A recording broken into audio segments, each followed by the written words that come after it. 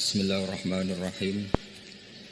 Tabarakalladzi nazzala al-furqana ala 'abdihi liyakuna lil 'alamin nadhira. Allahumma shalli wa sallim ala sayyidina Maulana Muhammadin wa ala alihi washabihi ajmain amma ba'du. Yang sangat kula hormati ya, teman Bapak kawula Kiai Haji Masbuhin Faqih,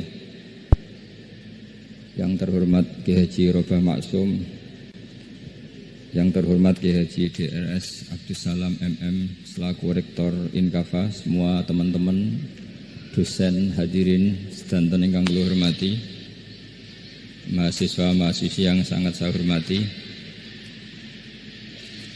Tadi sudah dikatakan oleh MC, di antara alasan saya datang karena bapak saya ini temannya Kiai Masbuhin. Itu salah, memang bukan di antara ya, karena itu memang. Tuh, kalau di antara ini sembrono.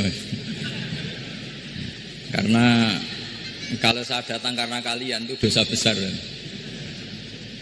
Saya ini di rumah punya ibu sudah sepuh, punya pondok. Artinya saya punya kewajiban. Secara fikih kewajiban itu hanya bisa digugurkan oleh wajibun a'dhamu minhu, oleh kewajiban yang lebih apa? Besar. Kayaknya kalau mahasiswa-mahasiswa di sini tidak cukup untuk mengganti kewajiban itu.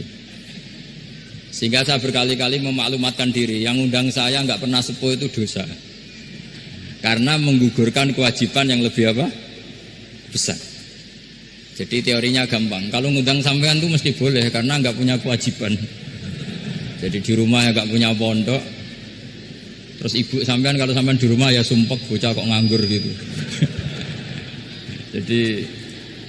Jadi fikih itu harus jelas. Saya ini pengagum fikih. Jadi saya di rumah punya ibu, saya ulang lagi, sepuh, butuh perhatian saya dan saudara-saudara saya punya pesantren, sehingga artinya punya kewajiban. Ini sekaligus maklumat bagi yang ingin ngundang supaya ngukur dosa ndak yang ngundang Gus Pak itu.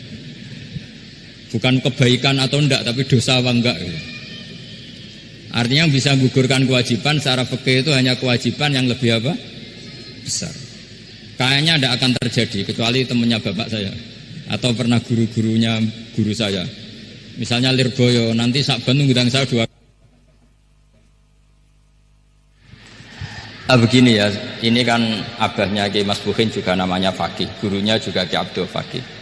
Saya berharap anak-anak Inkafa ini nekuni utamanya itu fikih. Fikih itu penting sekali. Kata Sayyid Ali yang Shahibu Simtid Durar itu, wabihi qiwamus syariah, yang bisa mengawal syariat itu hanya fikih. Fikih itu ya kalau yang paling gampang tentu kita misalnya punya Fathul Qorib, Fathul Mu'in, Fathul Wahab. Tapi yang faham betul, mesti faham itu ngelotok setengah hafal. Jangan bawa kitabnya tok, sementing sekian semester terus selesai. Itu sama-sama dosa, itu dosanya ya dosa, mahasiswanya juga dosa. Karena sudah terlanjur sarjana agama, ternyata nggak bisa, itu kan mendingan tidak sarjana agama. Itu saya tak cerita sama Kiai Robah, itu ada fatwa Kiai juga wali. Suatu saat ada penyanyi dangdut top terkenal di Indonesia itu nyanyi dangdut. Ya penyanyi ya dai, entah itu hakikat entah majaz tidak tahu. Itu Kiai itu fatwanya lucu. Kalau kamu datangi dia pas main dangdut, masih saya beri izin. Tapi kalau datangi dia pas pengajian itu tak larang kata. Kan santrinya jadi eskal. Ini pas pengajian dilarang, pas dangdutan kok malah dapat izin. Tapi bukan berarti halal ya, dapat izin.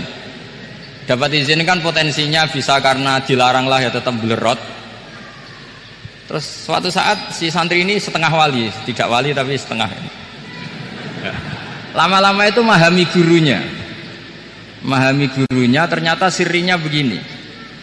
Kalau seorang penyanyi yang tidak pernah ngaji kemudian ngomong agama, itu potensinya itu fadallu wa adallu, sesat dan menyesatkan. Tapi kalau dia sedang nyanyi dangdut, penyanyinya cowok loh, sama jangan bayangkan dangdut putri, enggak, itu cowok sudah tua lagi.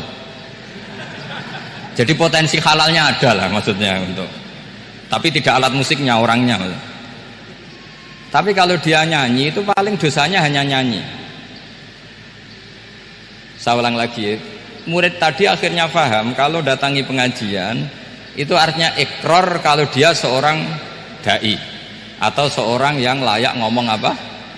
Agama. Itu lebih bahaya karena kita santri, apalagi kita doktor atau MM terus ngekrori orang yang nggak jelas asal usulnya. Tapi kalau nyanyi kan nyanyi saja. Sehingga itu menjadi fikih. Bahaya terbesar dalam fikih adalah apa? Mengkaji fikih tidak dari ahlinya. Ya saya ulang lagi ya, mengkaji fikih tidak dari apa? Ahlinya. Nah, kenapa demikian? Begini, saya beri contoh.